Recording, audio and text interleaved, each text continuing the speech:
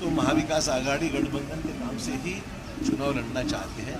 जो कोई कंफ्यूजन निर्माण एनसीपी के वजह से हुआ है, मैंने वही कहा कि जितना वो जल्दी स्पष्ट कर उतना बेहतर है। एक बार शरद पवार जी ने बोल दिया कि मैं किसी के साथ भी नहीं जाऊंगा, मैं फुले शाहू अम्बेडकर की विचारधारा नहीं छोड़ूंगा। उस 83 इयर्स ओल्ड के आदमी को क्या चाहते हैं आप? रोज आपके सामने टीवी पे आके कहे क्या कि मैं इसी विचारधारा पे रहूंगा, मैं इसी विचारधारा के ऊपर रहूंगा। एक बार उन्होंने बोल दिया, बहुत हो गया। जिसको नहीं समझ में आता है वो उसके दिमाग का कम। जिस तरह से एक उद्योगपति के घर में छुप कर मिलना, जो आपके मीडिया के माध्यम से पूरे देश को जो दिखाया गया है, जो लोगों में संभ्रम पैदा हुआ है, तो एक अविश्वास जो पैदा होता है लोकतंत्र में, तो ये सबसे बड़ा खतरनाक होता है। अजित पवार इतने बड़े नेता नहीं है कि शरद पवार सबको ऑफर दे सकते। अजित पवार को पवार साहब ने बनाया है, पवार साहब को अजित पवार जी ने नहीं बनाया।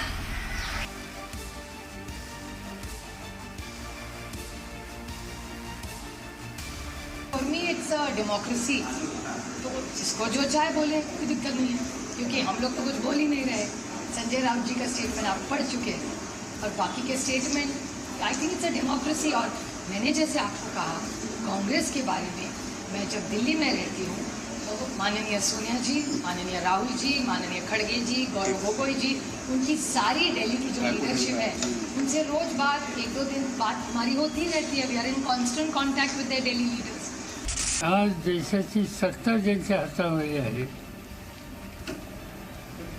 तो भारतीय जनता पार्टी आणि त्यांचे सहकारी आणि त्यांचे राज्यकर्ते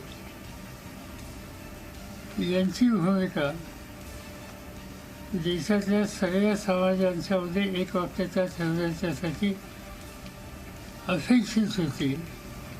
त्याऐवजी